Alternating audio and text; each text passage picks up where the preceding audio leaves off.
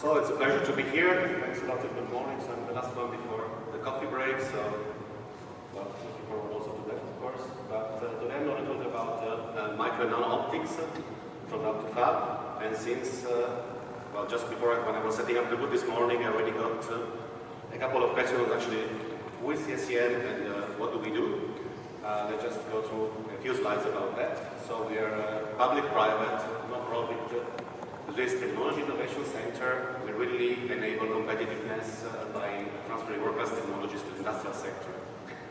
Here are just a couple of figures. So we were founded in 1954. So just recently we celebrated our 30th anniversary in there. We are around 650 specialists, really devoted to micro and nanotechnologies in general, but of course also a lot in micro nano-optics and photonics.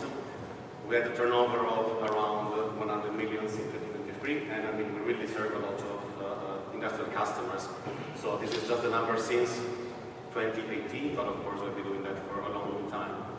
And we are located a little bit everyone in Switzerland, but our main site is in Neuchâtel. And I just would like to show you some examples of what we do. Not all of these are photonics related, but they really show the capabilities. So on the left side, this was the Swiss politicians would like us to do all the time. So this is the T-Touch on export. It is a smartwatch, of course, from Tissot. This is quite fancy. It has the front is actually a solar panel developed by CSEM, so the watch doesn't need to be recharged or plugged into electricity.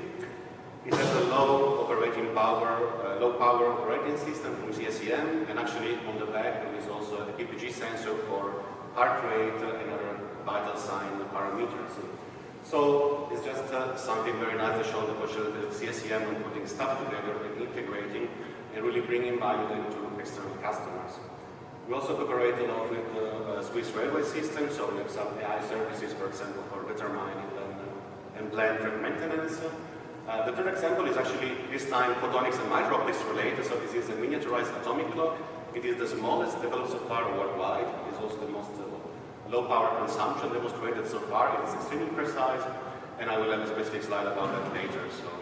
And of course, let's say, yes, this is also an emerging trend. We also have some bio capabilities, for example, in this case, bioengineer personalized scheme. Since we are, let's say, a non-profit organization, a lot of times we got the question, how do we work together with customers? Are you like industry or academia? So if I really have to pin it down, if you put here industry, and it's like academia, we are much more industry related. So we really have a permanent staff of engineers. We have a lot of people that have been in the industry and then they hired by CSEM and they just stay there for a really, really long time.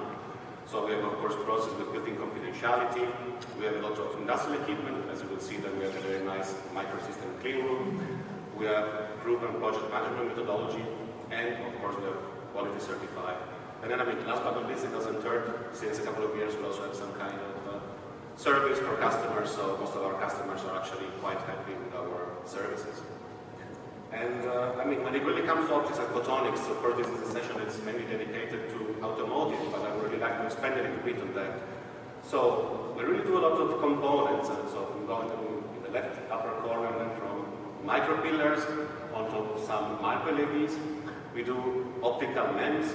We do some photonic integrated circuits, especially lithium niobate. We do imaging sensors. So this is really the first part of the chain of micro optics and photonics.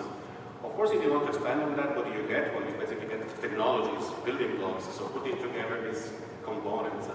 So we offer also design, testing, optical simulations, so for photonic integrated circuits, for example, optical design for CMAX, light tools, but also for diffractive optics, wave optics, and even plasmonics. We do quite a lot of multispectral imaging, and of course, we also active in machine learning and artificial intelligence. And last but not least, of course, if we put all this together, then you have some systems. So we really developed some very nice demonstrators in terms of lasers, camera, lidars, for automotive, of course, but not only. And then, of course, all kinds of sensing systems and modules. So CSEM can really go all the way from building block, processes, even just some clearance steps, to technologies, to systems. And, well, now really going deep into micro and nano-optics. I will just put together here on this slide some examples of what we really did in the past years. So of course, on the upper left is optical simulation. This is just a very nice FDTD picture of something that was simulated in the past. Just on the right, a design of a micro lens, of course with CMAX or ray optics. And then on the rest of the pictures, there's some very nice examples. So we have some micro lenses arrays. We can actually do directly on chips. So in some cases for illumination of beam shaping applications on top of micro LEDs. And in other cases, some micro pillars and some Fresnel lens on tops for VCSEL. This was for basically optical mouse application in the early 2000s. We can do ratings of all kinds, so this is, I would say, a bit more the nano-optic part of CSEM, of course with different interval, distances, periodicity, angles, and so on. In this case from laser technology, but also applied, if I just jump back to the last pictures, to holograms. So we can really pattern then those nanostructurings on all kinds of surfaces, from polymer to metals to even Swiss chocolate, to get holograms. We can do, of course, Fresnel lens and freeform micro-optics, so on the previous presentation, actually very interesting. Also CSEM can do quite a lot of freeform micro-optics and really develop some numerical technique, some tool that really allow us also to go through the whole chain of fabrication from the design to the cap, and then basically really to be able to do ray iteration quite quickly. So while going to the master and then to the replica and to some pilot lines, so that we really know what we end up with, because as the colleagues say, I mean, of course, it's very difficult, especially with freeform, what are we measuring and which kind of illumination or pattern do we get at the end. It's really difficult to relate that, and you really need some deep time to do that. And a very nice example also for lighthouse application, it's on-chip micro lenses. So in this case, a really single photon avalanche detector with micro lenses on top to really increase, in this case, quantum efficiency. And what we have is really an approach that goes from lab to fab, meaning that in our case we have, of course, a very nice microsystem clean room. At the moment it's around 800 square meters. We can process wafers, wafers up to 8 inches, but of course with some process for micro-optics we also go well beyond that. We have a permanent staff of engineers. At the moment it's around 30, 40, depending on the area of applications, where these are was self-valid. And of course, we also plan to extend this to even more area and more machines in the future. So actually, if you're interested in getting more details, I don't want to bore you too much with that, but I can just share some nice PDF that really details all the equipment that we have. So if you have a specific issue with some steps, we can discuss about that at our booth later or during a coffee break. And especially for micro lenses arrays, actually really have a dedicated web page that really shows how CSEM is working with academic and industrial partners alike. So it is really one of our strong points. And the idea is really then to go through the whole process, so really from design and simulations to the origination of the structures, to get, of course, some tooling that is able then to replicate all these kind of components then on the prototyping, wafers, on pilot runs, and of course volume production. So this is just a very simple example of the process. What I would like to stress out is actually we really have a continuous metrology process in place to really ensure customer satisfaction. So what is really important is that at every step you're able to take measurements, to do some very elaborate data processing, and then to really get back to the optical function of the component. And by doing that, really, let's say, avoid wasting time, of course. We try to be on top of the process at every time and to really deliver what the customer needs, and that is very important to us as a customer-centric center. Optical simulation tools, I mean, I think that most of you are familiar with this, but just to show some of the nice things that we can do that they've ever done. Of course, for classical illumination, beam shaping, some imaging, you can just use them ZMAX or light tools or some in-house software for the design of optical components. And when it comes to more, I would say, nanostructures or more complicated things, diffraction limited, if you think about AR, VR, of course, a lot of systems are unfortunately diffraction limited, so then you need something like thin element methods or finding different time domain, also for waveguides and resonance structures, so we use that a lot for our photonic integrated circuits. And then we actually have a lot of expertise in nano-optics, so from photonic crystals, diffraction ratings, plasmonics, with rigorous coupled wave analysis. So this is a very general overview, but I would say that we can really cover everything from, let's say, the big automotive application, headlights, exterior, interior, whatever, with some fancy quantum photonics applications. And now I think for me at least the most interesting part of the presentation is really, okay, now I'll show you what are the building blocks that we have, what is the value that we can generate as CSEM for this micro-optics community, how can we use it. So, of course, I mean, finally, one slide about automotive in this presentation. So in this case, it was really about the project with Focuslight, access micro-optics, to show that we can actually really produce micro lenses arrays of all kinds of shapes, so square, rectangle, round, cylindrical, and so with, well, I wouldn't say all kinds of dimension, but let's say the dimensional range that you actually need for such kind of application, so from 2 to 500 microns, and of course it's something in between. And we can really do this from wafer scale, but also to large RF format. And here, I mean, of course, what is really important is quality, as these components will need to withstand a very severe qualification process, and also then when it's really on the road.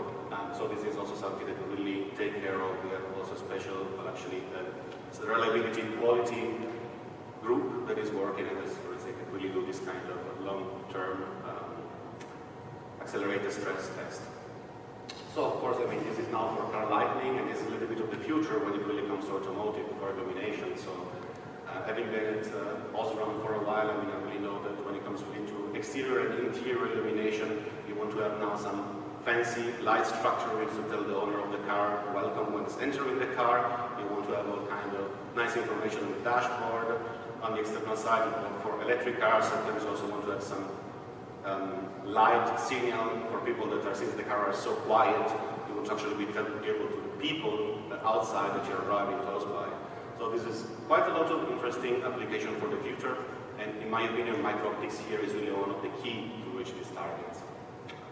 The next slide is showing something that I will say shows very well also the DNA of CSEM, since we really originate from to support the watchmaking industry in the 80s in Switzerland.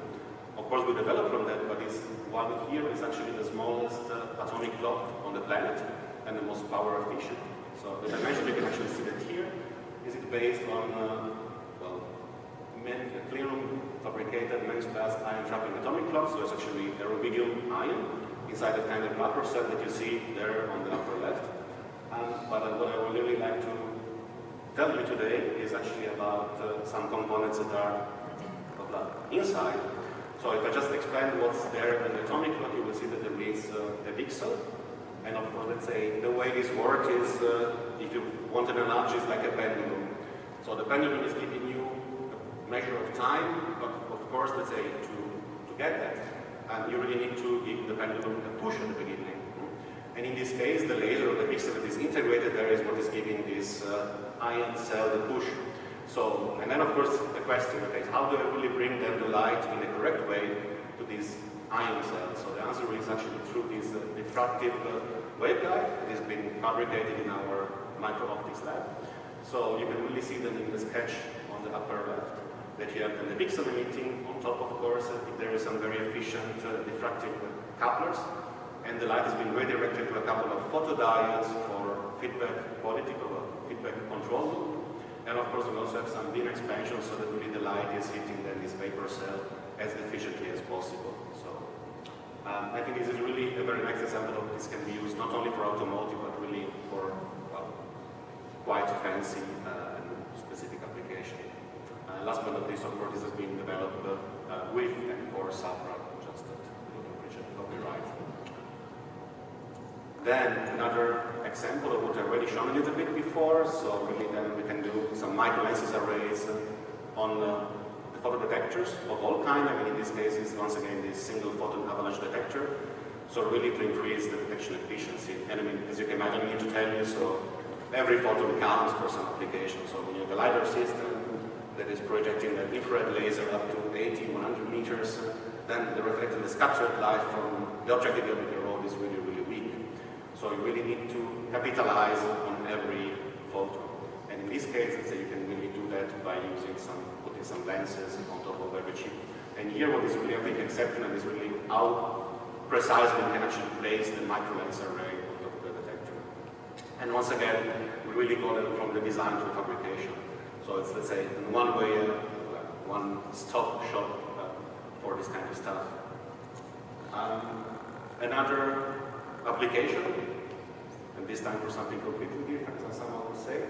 So you can really do some nanostructurings on a lot of different surfaces for all kinds of applications. So in this case, you can really do it on metal, thin foils like Swiss franc bills, but other kind of bills, euro, whatever, of course it also works.